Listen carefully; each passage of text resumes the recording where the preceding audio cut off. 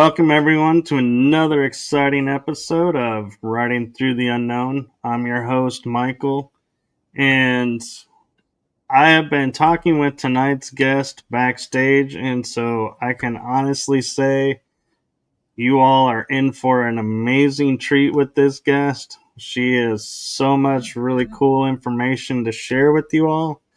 So I am so excited that she was able to come on tonight and to be a guest on the show. I'm so grateful for that. And so I could tell you all of her background and about her, but I simply just don't think I could do it justice. And so I'm going to turn it over to my awesome guest to introduce herself, the one, the only, multi talented Elina Akva.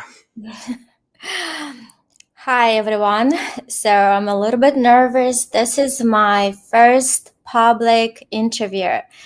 Thank you, Michael, for having me and giving me this space to speak about my experiences and share, share about the events that happened in my life. So, I'm a quantum healer and I'm a contact experiencer. I'm also an astral traveler, and I would also call myself as a timeline shifter. So I work with a timeline sometimes, and I can also remote view. And my life is never boring. That's amazing. And so when you talk about like timeline shifting, are you like talking about like where Mandela effects are created, where certain people remember certain facts that didn't happen, but they have proof that they did? No, not about that. So when I work with people that come with a specific request to see how their problem can unfold, so going into the quantum energy field around them and see their probable timelines. So because we always have like 3 or 4 kind of options or probabilities, and then I would tell what I see, and then I can kind of energetically make a straight line and put the person on that timeline that he wants to be on. That's amazing. Yeah, but we do that together. Is because I don't think you can mess around with anybody's destiny without that person also taking charge, being responsible. So it would be me directing the process and the person would be doing the job. And I always say that everybody needs to learn how to self-heal, how to choose what is best for them and follow their intuition. Just learn to trust yourself. Learn to recognize what's aligned for you and what's is in balance. So is this something you've always had, or did you have an aha moment where you were like, oh, I can do this, and were guided to it? No. Give me a moment. No. So what happened is that I never knew that I have any connection to the galactics, or I never knew that I was a kind of alien consciousness in the human bio vessel until 2021. However, when I was 9 years old, I remember a spacecraft landing in the backyard of a remote village where I stayed during the summer. And that was the first encounter. And I remembered this event as a like kind of weird dream all my life. So I thought that was a dream. Because there's a lot to it, because I woke up in the middle of the night because there was a beam of a white light uh, illuminated the whole room, and I woke up from this brightness, and I walked up to the window, and I saw the silvery saucer type craft. And because I was still a child, I wouldn't understand what it was. And the next thing I remember is being enveloped in this light. And then I was unconscious. So then I woke up the next day thinking, what a dream.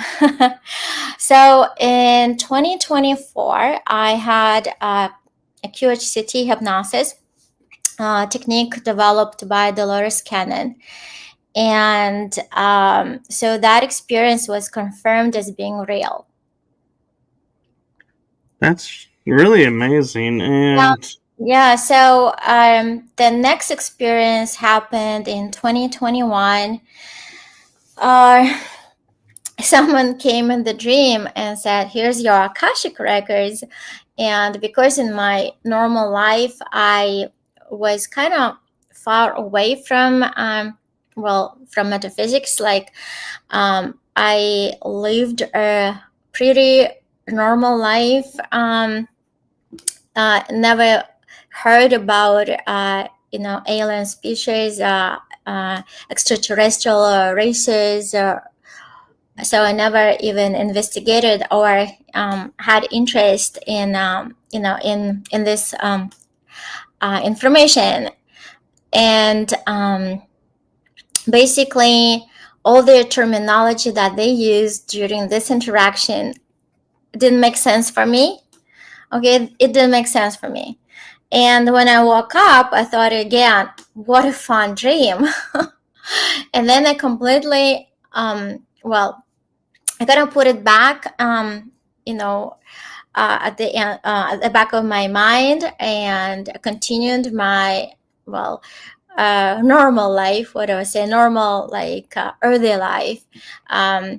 And I guess there was another push in 2022 when all of a sudden I became psychic and started to feel energies and the different electromagnetic field and the flow of energies in my body, outside. And I'm like, wow. And then I started to receive flashes, like quick images in my mind's eye about some upcoming events that they did come true, or some other scenery or that have no connection to any I think locations here on Earth. Like it was too odd. And then I think the contact experiences intensified, and then it was a full blown in 2023. And since that time, I started to receive directions, like instructions and conversations, and a lot of dream visitations. And I started working with people and understand how energy works. Well, I'm still in the process of, I think, unpacking more knowledge that was always within me. But I already kind of in the intermediate stage, not a newbie in that anymore. that's amazing. And I'm wondering, as your 9-year-old self, Mm-hmm. when you saw the craft outside, Do you Mm-hmm. remember what shape it was or Yes. any? Mm-hmm. It was a sort of discoidal uh, saucer type, but there was also like a rim, and there were like not flickering lights. I think it was along the rim. It was like alternating lighting. It was I remember it was like whitish. I think I don't remember different colors. I think it was a consistent solid color, but it was just like running. I don't know whether it was in the middle or it was like right under. Um, I don't remember this detail. I'm also curious. Do you remember if it made any sounds or was it quiet? Oh, it was quiet. It was quiet. Okay. I like to ask because it's like we reverse engineer stuff, and so if it was making noise, it's like I might be going, could that be one of ours? That or but we don't have the ability for silent craft, so that's really cool that you had that experience Well, at 9 and could remember all that. mm-hmm. Yeah. Well, consciously, I didn't remember this as being as a real experience. Like I thought it was a dream. And during my QHCT, a group of beings showed up. I mean, spoke through me when the hypnosis facilitator was asking questions. They or I say they because it's a group. They confirmed that they paid a visit to check on the seed, like me, basically. And what was very interesting is that they call me. I was sort of in a like higher, I think I wouldn't say higher ranking star seed, but very important. So I don't know how to use the better term. Not an elder, but somebody who's supposed to unite other star seeds, find them, and help them to, I guess, remember who they are. Like Like I an have I emissary, have this responsibility. Mm-hmm. like an emissary or an envoy. I am on the Envoy program, and I'm in more than one program. And so, right now, since this activation, I receive more in depth knowledge and understanding what Starseeds are doing here and different types of missions they do, like they perform. And what I remember is that normally they would be grouped, so based on their mission. So the groups always consist of 12 souls and plus one. So that would make a total of 13. So in order for their star seeds to successfully, basically do their job or their, soul contract, they would need to unite because the strength is always in unity. Because we have shards of, it's like like it's a puzzle that has to fit, like the puzzle pieces have to fit together. Right, that makes sense, and it also is like I've noticed when you talk with star seeds and everything, they always are talking about like unity, Mm-hmm. and there's no I, there's always we, and Yes. this is what we're here to do. This is what we, and I've always wondered, why is it always we? But it makes sense with the fact that they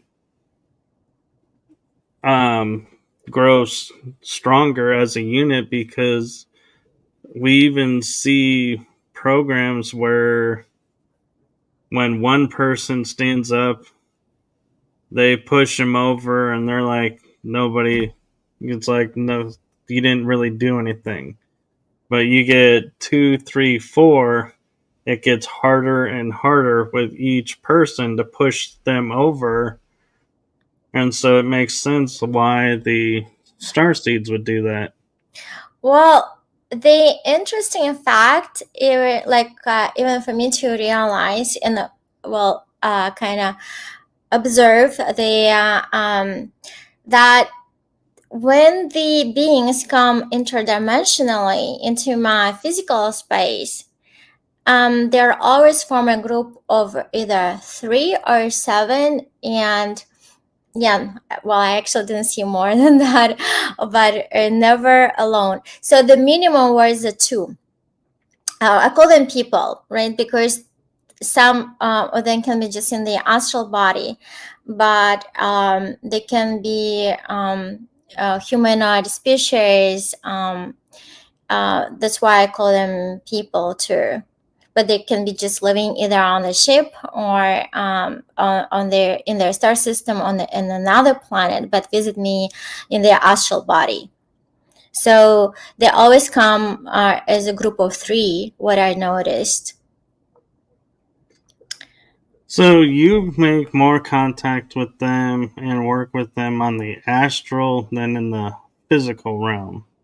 Am I understanding that right, or is it both? Yes, I can be woken up middle of the night, and I would sense or kind of see shadowy figures, and I can hear sort of voices in my mind, and I can ask them questions, and they can answer back, and I can, if they do any energetic transference or information download, because sometimes it's so hard, especially when they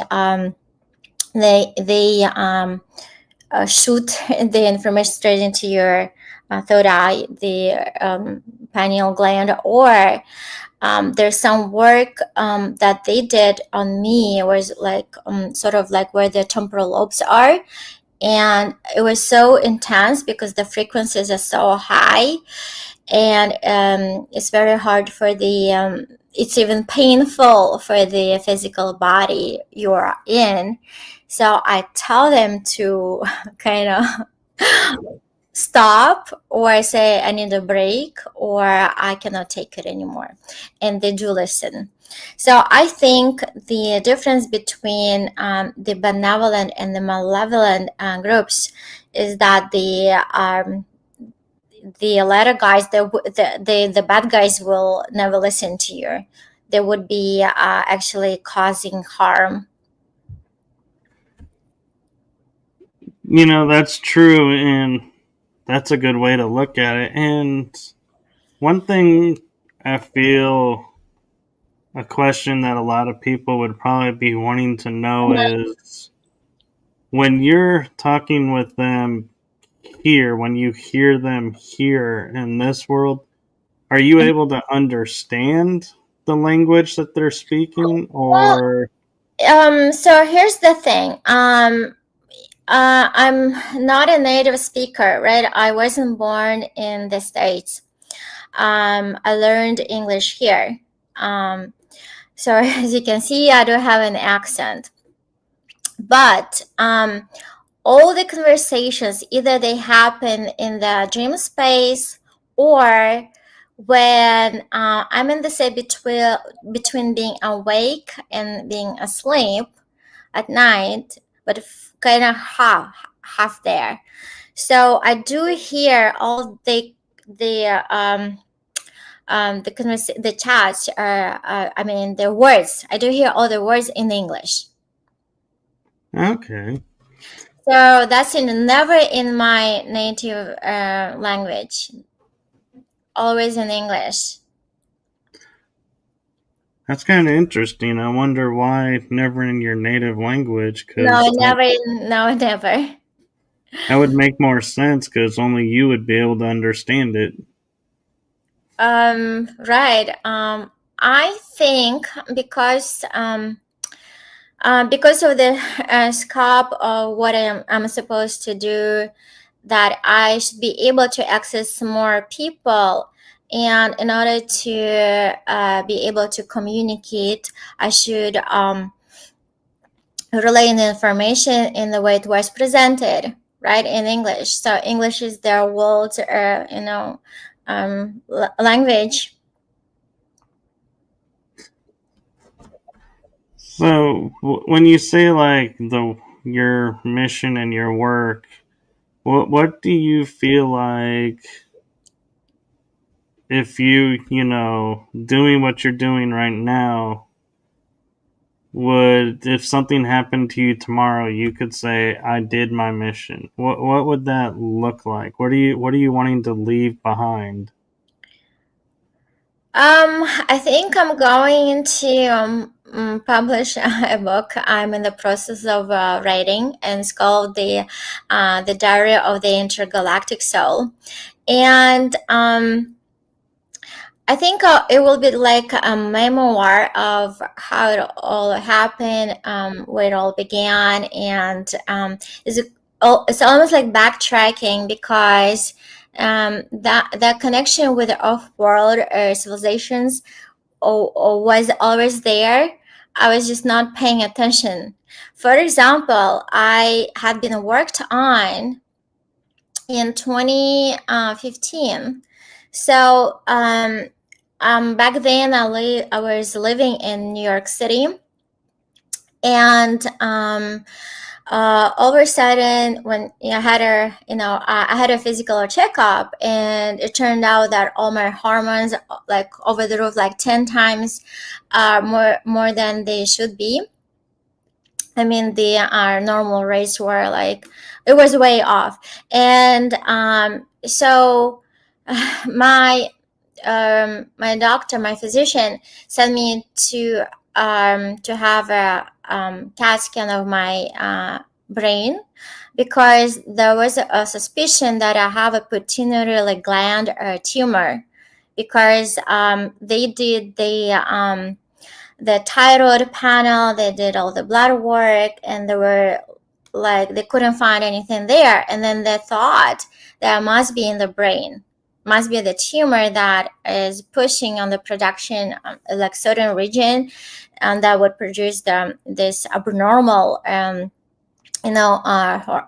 hormones, uh, and I mean abnormal amount of hormones. And so they did the brain CAT scan. They found nothing, and they were so puzzled. And I was on the watch for I think 6 or 7 months, meaning that they were taking my blood work monthly to see the changes in other panels, like I think it's called lipid or thyroid, all that. And then all of a sudden, because they didn't know the cause of it, they couldn't give me any medication, because they couldn't find the cause. It was just well, if you read the charts, then it's like doesn't make sense. But then they did everything. They checked everything in my systems, and they couldn't find what was causing it. And basically, it all stopped and normalized itself after like 6 months. And I believe that probably was something done from from my people. Yeah, I just don't remember it. Another, I think, okay, also another fact that is, well, always with like that would indicate that I'm a little bit different is that I'm jumping out of the body a lot. And I was never trained to do that. We're talking about the astral projection. And I have been doing this for over 30 years. And I don't know what causes it. Sometimes I just lie down and I start separating.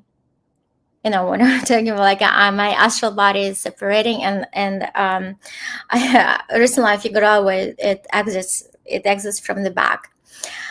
And I also do soul traveling, and that's what I just mentioned, the astral traveling, astral projection.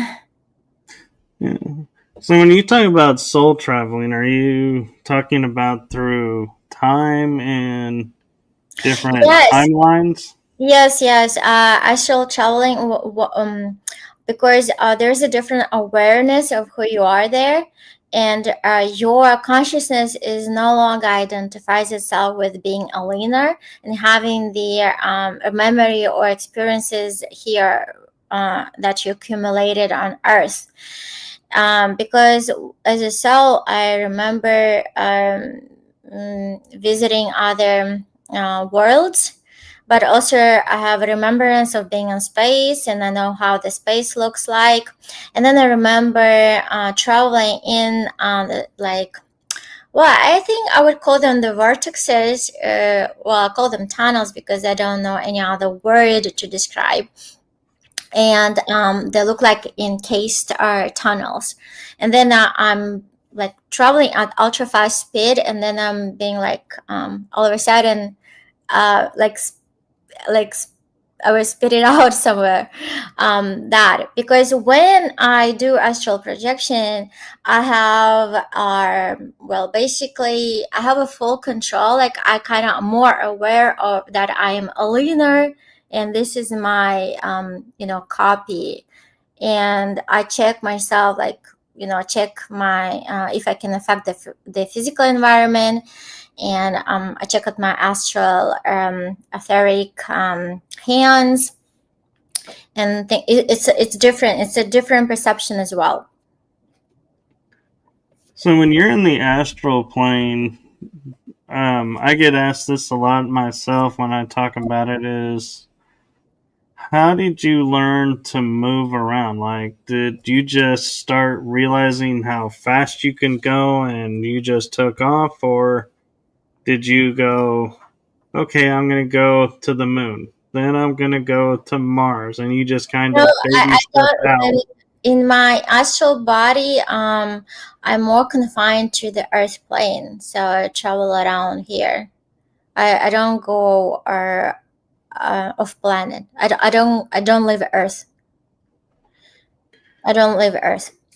Okay, so where are some of the places that you've been to with the astral plane around the planet? Do you? I think there's several levels of planes, and because I noticed that, for example, when I go to sleep and all of a sudden I'm somewhere else, but I remember when I wake up vividly who I met, who I had a conversation with, what the being looked like, what he told me, what he showed me. So I would wake up and have this remembrance memory, right? So I think that's a different type of astral travel rather than me just jumping out and doing some work here, like on my own, and having a full control, because I definitely know when I'm supposed to be merging back with my body. It's almost like a pull back. It's not like a sudden pull, but it's time because you were out of your body too long.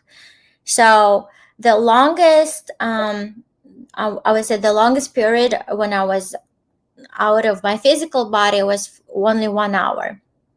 Again, 1 hour Earth time, because when you're in a different dimension, I guess, or plane, you don't perceive Right. In the astral, there is no clocks anywhere No, to tell you.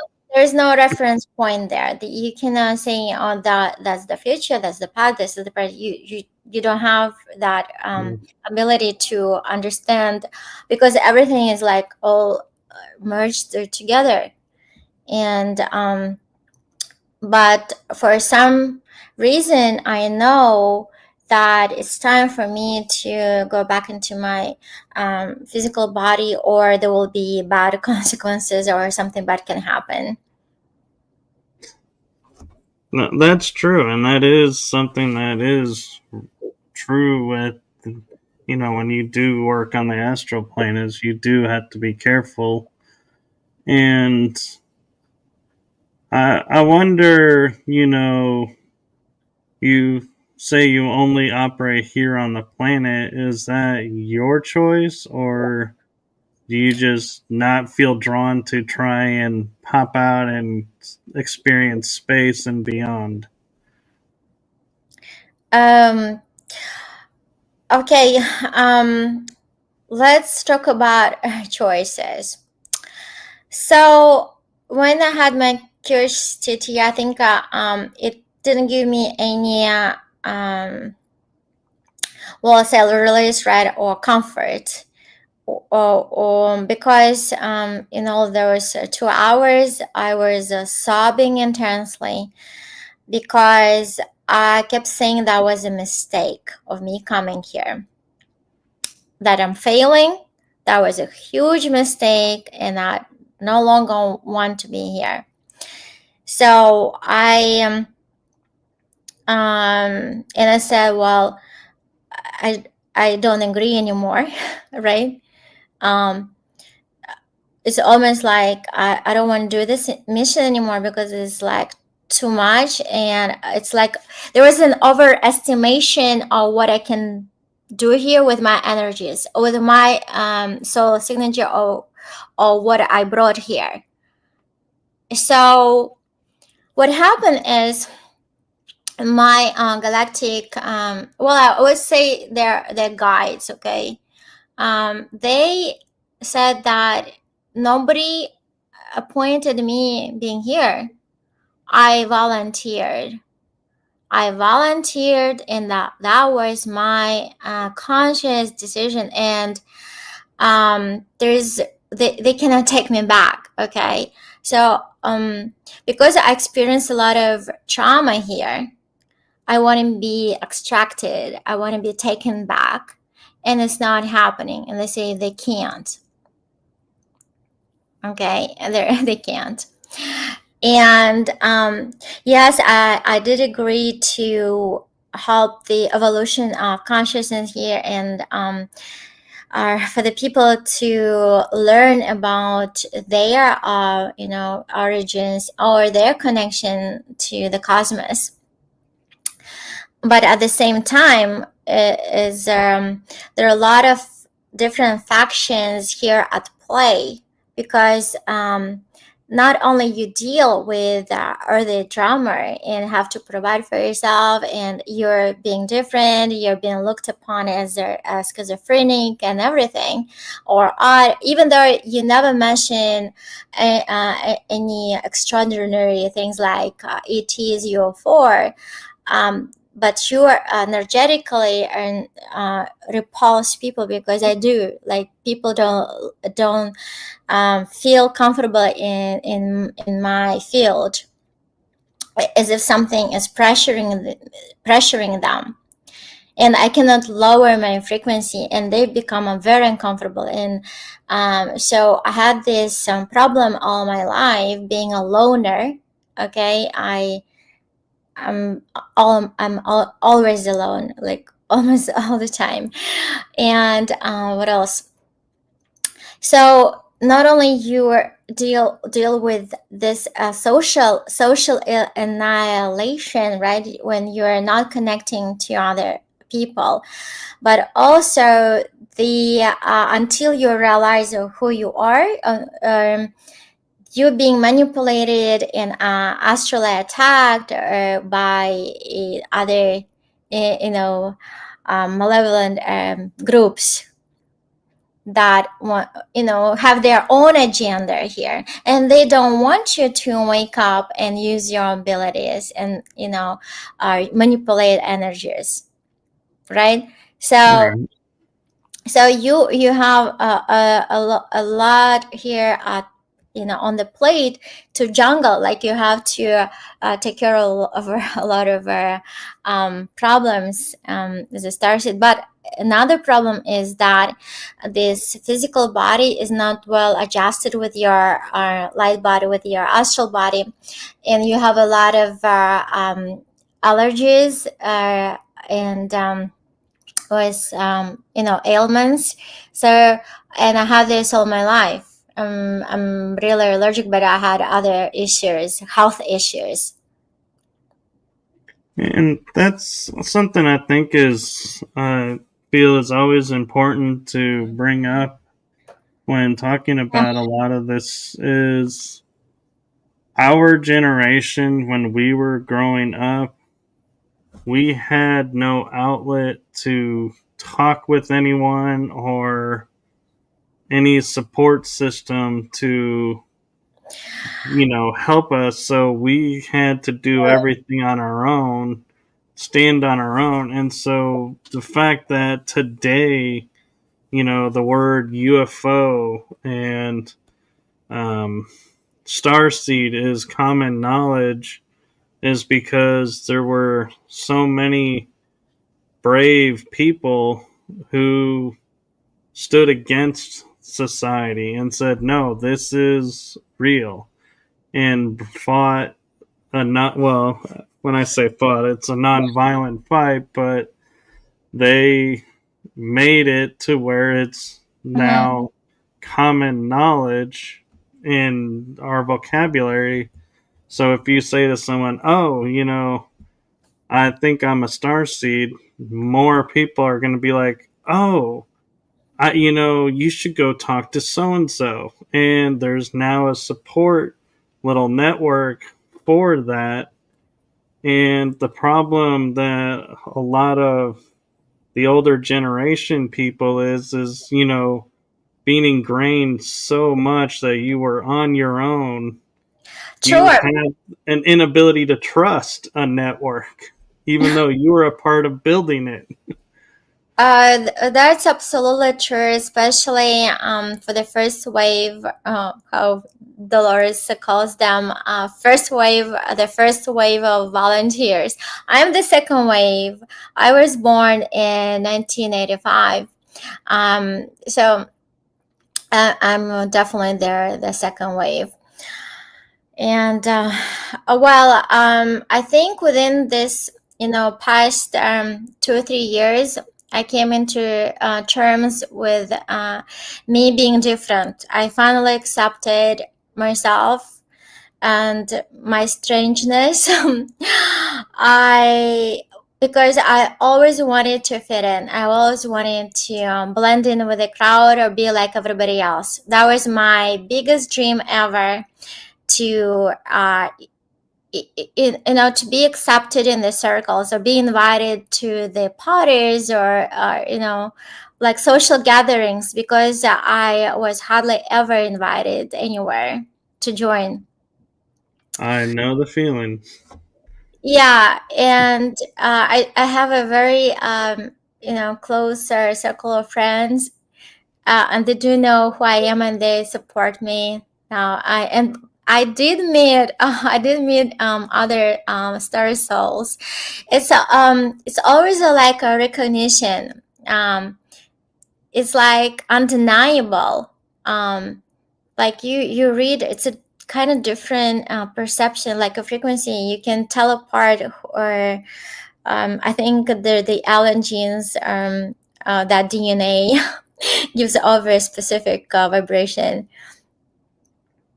I'd agree with that. And there seems to be an ability to sense the star nation that people are with, because you'll be talking with them and all of a sudden you may say, "Oh, Arcturian," and they're like, oh, I know that word. Yeah, I know this, and this about it. And you're like, how It's did I amazing. know? I think it also became very popular, and I think it's becoming, I think, a little bit caustic, a little bit, how I say, you would want to think that it's a good thing that now there's so many outlets where you can read about or learn about different star races. But at the same time, um, there comes manipulation as well, but also like very how to say, like poisonous environments. Right, I now right now feel and see the how to explain to you the two sides of the coin, right? So right, when you take a concept and it's supposed to be a very like a very good benevolent or serving humanity concept, but and then it splits into two directions. The same like when you have a free will, right? You can use the free will to build communal places and better the in the nature, I mean, for the betterment of the nature. But you can also, because you have a free will, you can also destroy. right. Right.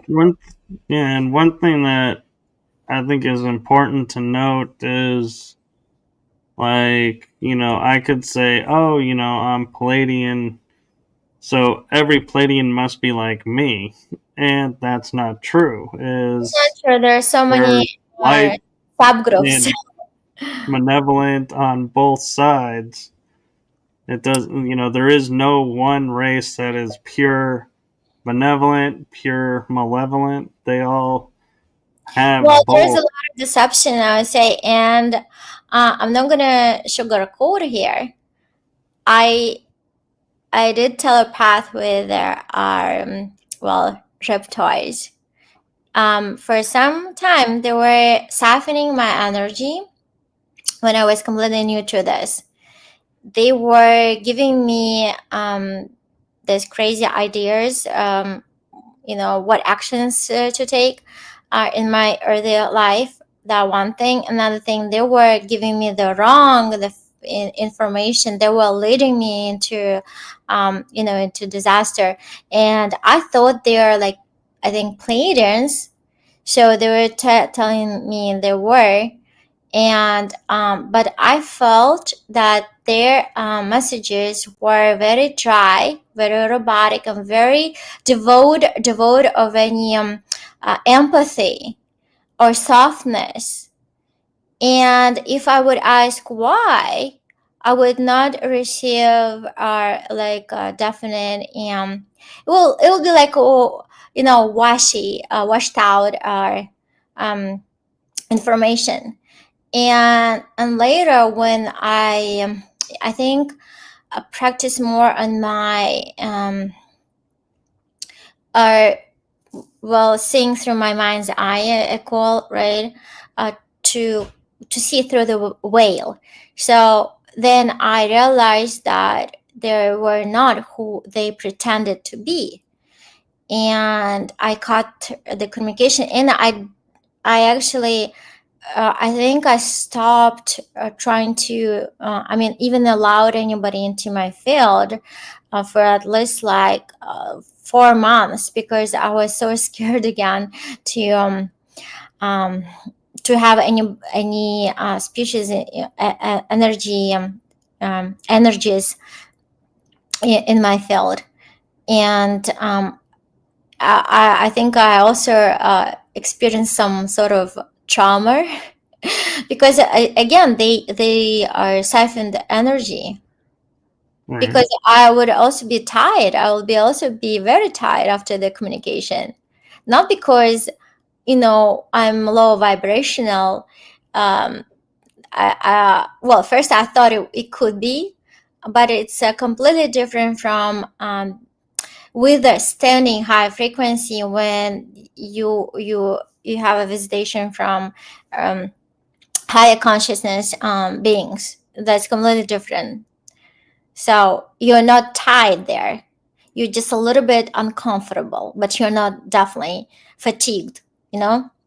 Right. And my experience, and I'm not going to speak to yours, but I'm curious if you have found this yourself, is one, or, well, I say one way, but it's really two ways you can tell when you're visiting with another star seed or another star race is if they're starting to lead you to be afraid of something or isolate you from everything else, that is more likely a malevolent group of that race, Mm-hmm. and that the benevolence, like we were saying earlier, are, the unity. So it's like they don't want you isolated, they want you around others and to, you know, Well, lift you up.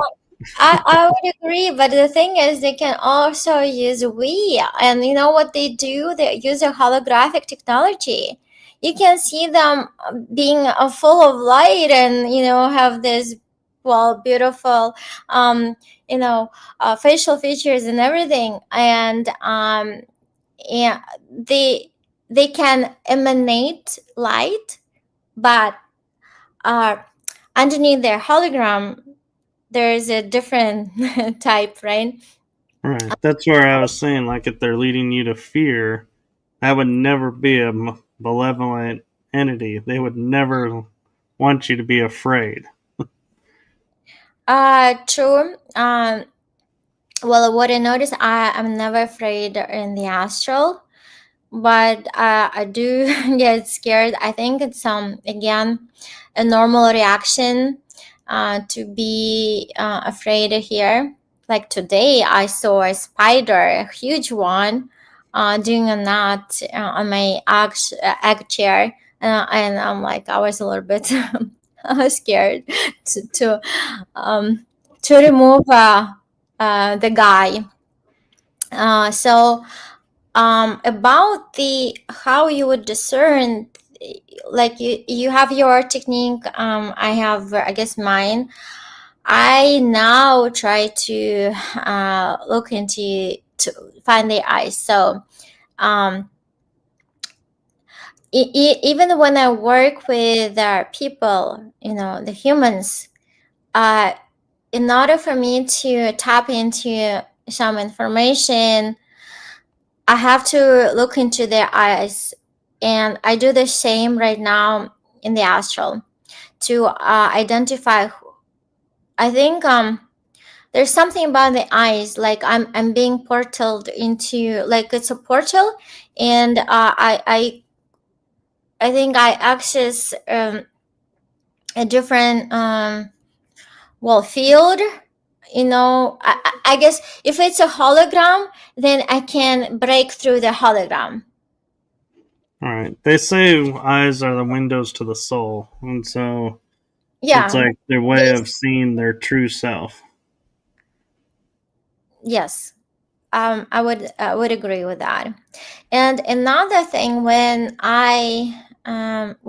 so I told you the eyes, and the second feature that I'm focusing on when I work with people, I need to hear the voice, the vibration of the voice, the sounds, how the person sounds. And he doesn't have to tell me all his story, and it can be only 1 minute of a recording. When I listen, and I start receiving the information. First, it's just by listening to the vocal cords, right? And second, just looking straight into the eyes. It has to be a clear picture of the face, without glasses, without how I call, but without glasses, basically unobstructed view for me. No, that's great that you found that out and figured that out, because now what happens is, since you shared that, future generations that are looking at this right now and going, how do I discern? How do I know? Can take my way or your way and figure out what works for them. Well, it's not. I think even if you are not a star set, let's say, but most humans are hybrids, right? They have um, gene, alien genes, but whether they want to accept that or not, at least they have a smaller percentage of alien genetics. Um, but they also can be multidimensional, meaning that they can connect and communicate with other consciousness. That's true. And I think what I'm finding interesting is, as we're growing and, shifting around through everything, and people's awareness is becoming more open and more shared. Like, you're sharing yours, I'm sharing mine.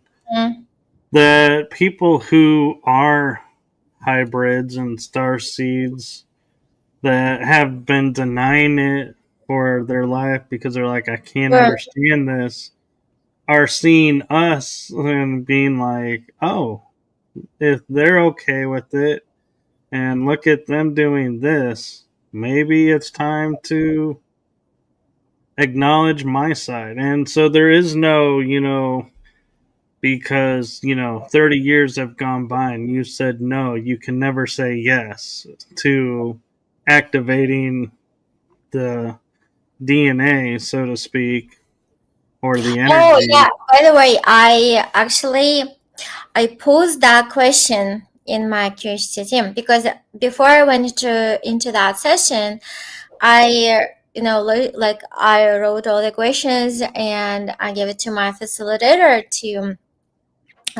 ask, and one of the questions was, um, why or who activated me, right?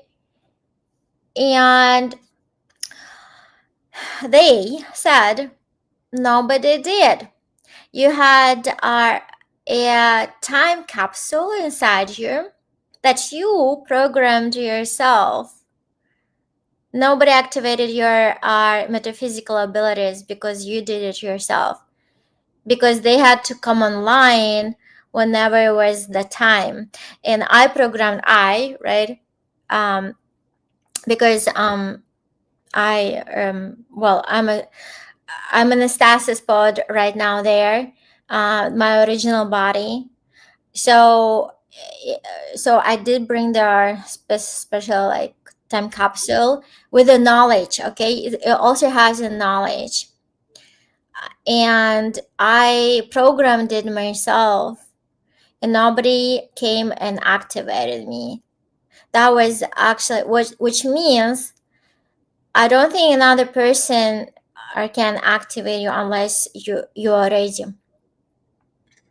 I agree. And one way is, like we were talking about, is, you listening to this podcast and something resonates with you, and all of a sudden you start going down the rabbit hole and you're like, oh, and you start becoming more aware of things. And another thing is, you could just be walking along and all of a sudden you look at something and go, that doesn't seem right. And you start looking at it, trying to figure it out, and Mm-hmm. you end up down a rabbit hole and you're like, oh, my awareness is not the same anymore. And so people activate different ways. And I think the misnomer about it is like, a lot of people will say, oh, my memories were triggered by this. Yeah, there And can be a trigger triggering for has sure. a bad connotation with some people. And so it's like, yeah, triggering just means you woke up to something. Something activated in you. It's not There's, something. it's yeah, you're I think your higher self, all knowing part of you is working with your I guess lower density body and consciousness. It's all consciousness anyways. uh and there's a point when that it's time for you to know um about the existence of other life forms, right? They're also entitled to um to life, basically, because we're all come from the source, the prime creator. um Right. yeah. And what I wanted also to mention about that QHTT hypnosis. um there was something else I wanted to tell about that revelation about the self-activation. Oh yes, I remember now. So when I was working with one lady in France, I think last summer, her request was, when she came to me, and she actually wanted to learn channeling, right? Channeling or telepathy, how to talk to different angelic beings, or maybe because she's a doctor. She works in a clinic. She wanted to have help and learn how to better cure her patients, or administer the um, the protocols, the healing protocols, like within the framework of the traditional medicine. So she also wanted to assist them, help them energetically, but she didn't know how. And so she came to me so I can probably see if she would have this abilities unlocked. And all of a sudden, the the group that called themselves dromedarians came through, and they say, well, there's somebody here who you cannot me I mean you cannot talk to directly, but we're gonna be the intermediary, like, right? This do you use Right. the medium, the The intermediary? translator. Ah, Like a translator, the intermediary. Yeah. yes, yes. So this those are the order of white lines, and I never heard of them. Believe me, I don't know many races, like, anyways. And they told, well, those are her direct family, galactic lineage, and they're very high up there, that she would take, like you and her would take 3 months over alignment before she can connect to them, but they're waiting, and they came through to let you know that they are the ones who would be working with her. And it came true.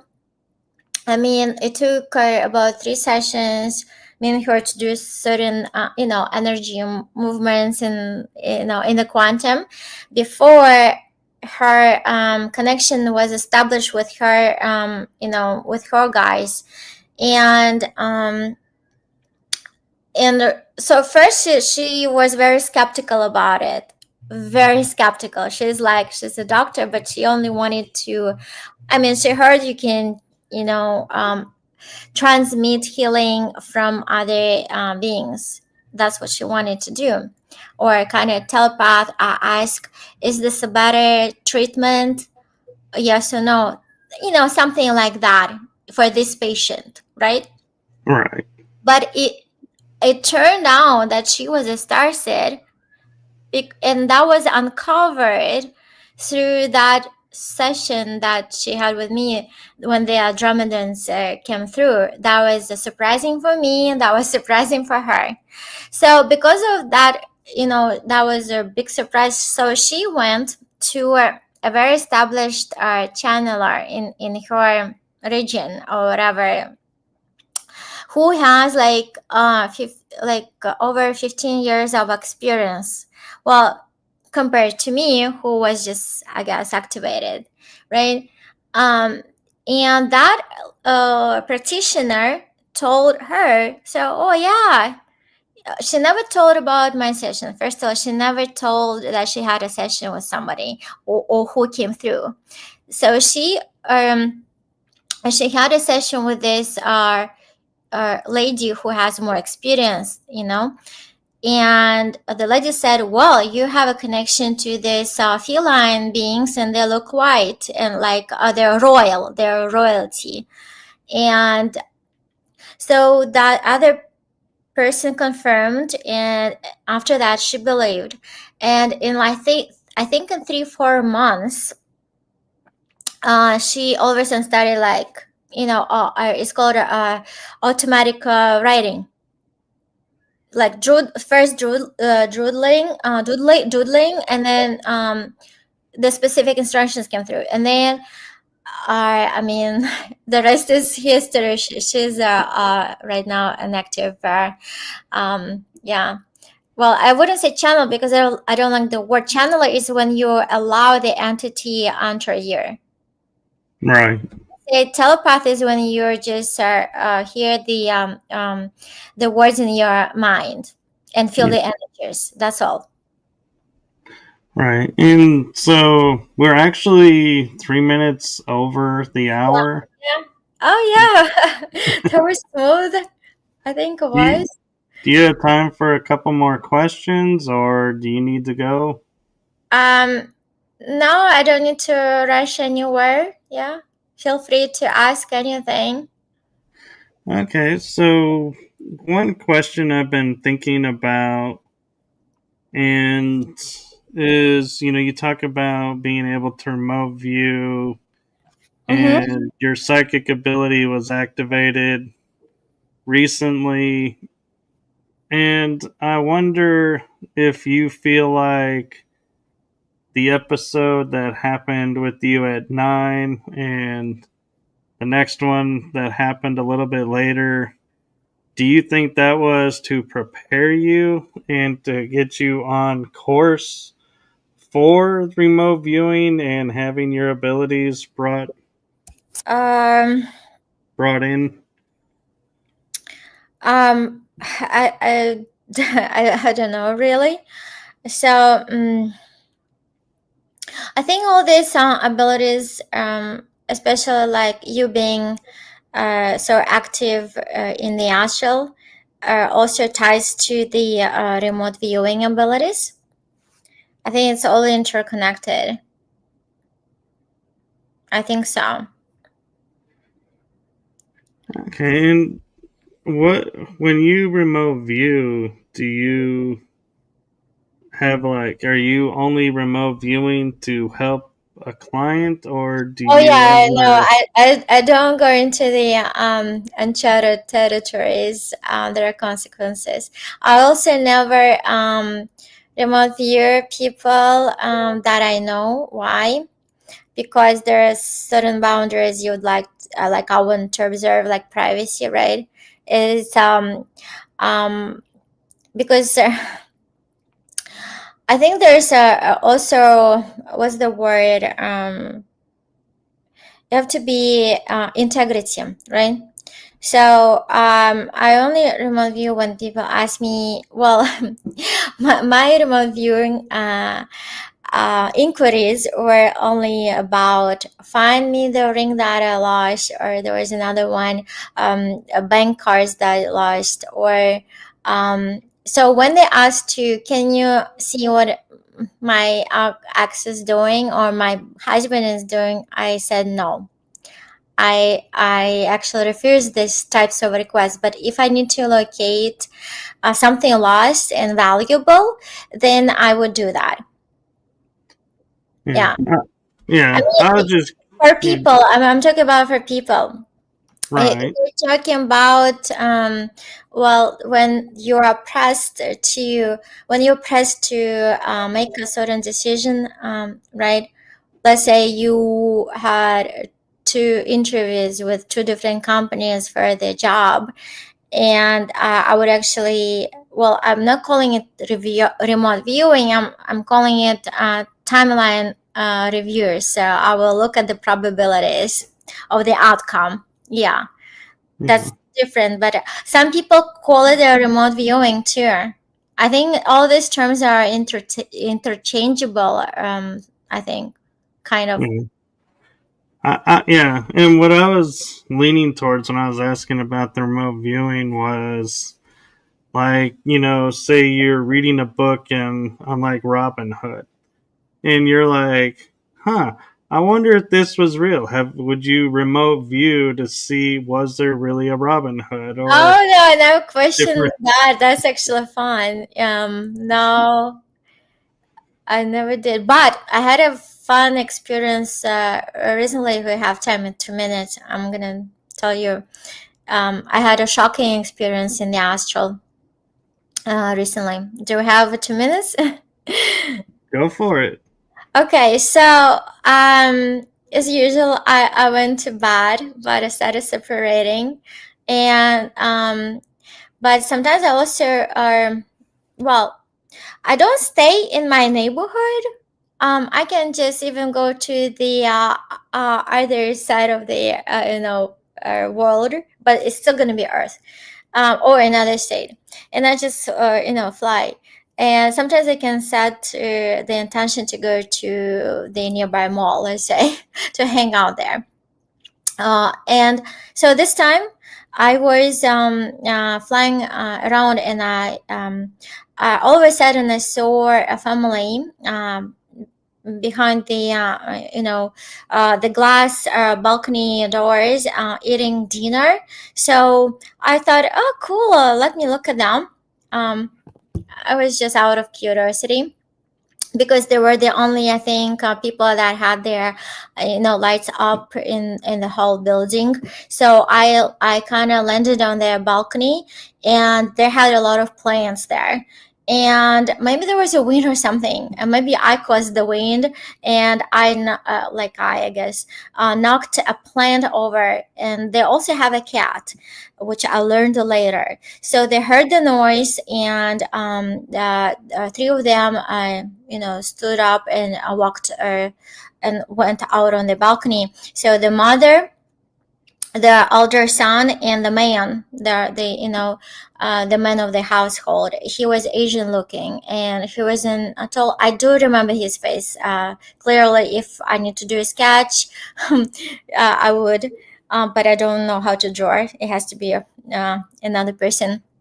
Uh, I'm into sketch. So as I'm standing there, went to see what happened, or because of that noise.